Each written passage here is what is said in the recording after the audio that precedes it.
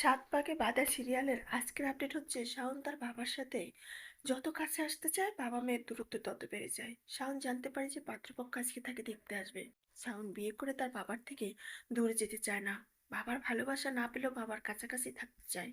তাই শাওন তার বিয়েটা ভেঙে দেওয়ার জন্য পাত্রপক্ষকে গিয়ে জানায়, আপনারা কি শিক্ষামন্ত্রী বাড়ির মেয়েকে দেখতে এসেছেন? আপনারা জানেন ওই মেয়ে লেখাপড়া ভালো না এবং মেয়ের স্বভাব চরিত্র খুব একটা ভালো না। তারপর পাত্রপক্ষ বাড়িতে চলে আসে। যথারীতি পাত্রপক্ষের সামনে এসে শাওন পড়ে। তখনই পাত্রপক্ষ শাওনকে আটকে দিয়ে বলে, এই মেয়ে, তুমিই তো সেই মেয়ে, তুমি কোথা থেকে এসেছো? তারপরেই সেখানে পিসিমণি চলে এসে বলে, আপনারা আমাদের শাওনকে চেনেন? বলে, হ্যাঁ, এই নিয়ে তো কি আমাদের বলেছে যে এই বাড়ির মেয়ে ভালো না। তখন বলে, এটা ও কেন বলবে? এটাও বলতে পারে না।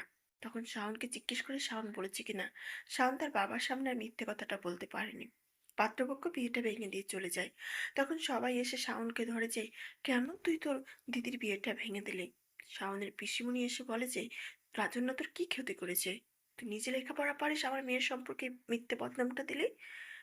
শাওনের বাবা এসে শাওনের গালে চড় মেরে বলে, ওই দিন যদি সম্পর্কটা একেবারে অস্বীকার করতাম, আজকের এই দিনটা দেখতে হতো না।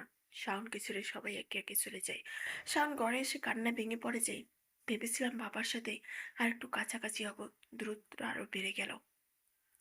শুভ নিজের কাছে নিজেই কষ্ট পাচ্ছে যে আমার জন্যই আজকে ম্যাডামের সাথে ছাড়ের সম্পর্ক আরো দূরত্ব বাড়লো।